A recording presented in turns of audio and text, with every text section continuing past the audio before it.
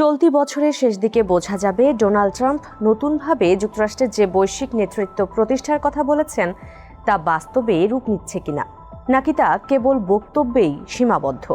নতুন বছরে বিশ্বের বিভিন্ন অঞ্চলে ঘটা ভূ রাজনৈতিক ঘটনাগুলোই ইঙ্গিত দেবে আন্তর্জাতিক ব্যবস্থায় সত্যিই কোনো মৌলিক পরিবর্তন আসছে কিনা।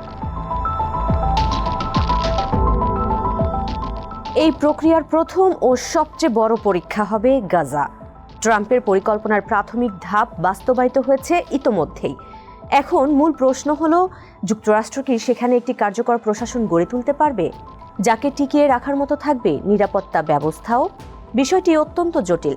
হামাস আগের তুলনায় দুর্বল হলেও পুরোপুরি নির্মূল হয়নি। গাজার ভেতরে তাদের প্রভাব এখনও বিবেচনায় নিতে হবে। এছাড়া গাজায় যুক্তরাষ্ট্রের কোনো উপস্থিতি ইসরায়েলের কাছে স্পষ্টভাবে গ্রহণযোগ্য নয়। তাই 2026 সালেই পরিষ্কার হবে ওয়াশিংটন কি এসব পরস্পর বিরোধী বাস্তবতা সামলাতে পারবে, নাকি অভ্যন্তরীণ টানাপোড়েনে ভেস্তে যাবে পুরো পরিকল্পনাই। দ্বিতীয় গুরুত্বপূর্ণ ক্ষেত্র ভেনেজুয়েলা। নিকোলাস মাদুরোকে ক্ষমতা থেকে সরাতে ট্রাম্প স্পষ্টভাবেই বড় রাজনৈতিক বিনিয়োগ করেছেন। তার লক্ষ্য কারাকাসে যত কম খরচে সম্ভব রাজনৈতিক পরিবর্তন আনা। এতে সফল হলে কেবল লাতিন আমেরিকা নয়, বৈশ্বিক পরিসরেও আরও শক্তিশালী হবে যুক্তরাষ্ট্রের প্রভাব ও অবস্থান। ট্রাম্পের জন্য তুলনামূলকভাবে আরও সতর্ক ক্ষেত্র এই কিয়েভ।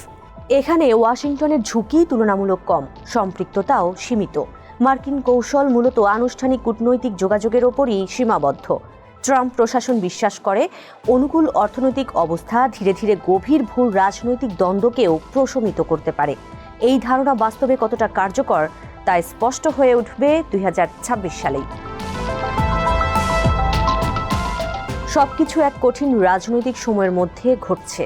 2026 সালের নভেম্বরে মধ্যবর্তী নির্বাচনের ফলে ট্রাম্পের কৌশলগত সুযোগ অনেক কমে যেতে পারে। আর এর জন্যই তার প্রশাসন এখনই প্রধান পররাষ্ট্রনীতির সমস্যাগুলোর সমাধান চাইছে। 2026 সাল গুরুত্বপূর্ণ পরীক্ষার বছর হবে পশ্চিম ইউরোপের জন্য। সাম্প্রতিক কয়েক বছরে শুরু হওয়া রাজনৈতিক ও অর্থনৈতিক পুনর্গঠন কতটা সফল হচ্ছে তা স্পষ্ট হবে এ বছরেই।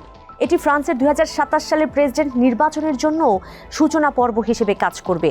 ফ্রান্সে ইমানুয়েল ম্যাক্রোর মতো নতুন মধ্যপন্থী একজন নেতা তৈরি হয় কিনা সেদিকে দৃষ্টি থাকবে। তৈরি না হলে চরমপন্থী নেতা মেরিন লে পেনের শিষ্য জর্ডান বারডেলা আসতে পারেন ক্ষমতায়। নতুন নেতা ইইউর কাঠামো পরিবর্তনের সময় যুক্তরাষ্ট্রের সঙ্গে সামরিক সম্পর্ক বজায় রাখার প্রতিশ্রুতি দিতে পারেন। একই সময়ে জার্মানিও গুরুত্বপূর্ণ পরীক্ষার মুখোমুখি। যদি ফ্রিডরিখ মের্জের সরকার দেশের অর্থনৈতিক সমৃদ্ধি ফেরাতে ব্যর্থ হয়, তাহলে জার্মানি নেতৃত্বাধীন মহাজোটের স্থিতিশীলতা মুখোমুখি হবে গভীর সংকটের। চীনের ক্ষেত্রে এটি বিশেষ গুরুত্বপূর্ণ, কারণ 2027 সালে কংগ্রেসের প্রস্তুতি শুরু হবে এ বছরই। এই কংগ্রেস নির্ধারণ করবে বেইজিং কি অত্যন্ত কেন্দ্রীভূত ব্যক্তিগত শাসনের পথে চলবে, নাকি দেং জিয়াওপিং এর যুগের মতো আরও যৌথ ও অভিজাত শাসনের মডেলে ফিরে যাবে। একই সময়ে ট্রাম্প যদি তাইওয়ানকে অস্ত্র সরবরাহ করে, তবে চীনের সঙ্গে যুক্তরাষ্ট্রের সম্পর্ক আরও উত্তেজনাপূর্ণ হয়ে উঠবে। এখন দেখার বিষয়, দীর্ঘমেয়াদী সংঘাতের জন্য কতটা প্রস্তুত বেইজিং। পরিস্থিতিকে জটিল করছে বাংলাদেশের রাজনৈতিক পরিবর্তনও। 2024 সালে ভারতপন্থী সরকারের পতনের পর যারা নেতৃত্বে এসেছেন তাদের সঙ্গে পাকিস্তান ও চীনের সম্পর্ক উষ্ণ। এ কারণে চলতি বছরে ভারত ও চীনের মধ্যে উত্তেজনা বাড়ার আশঙ্কাও তীব্র।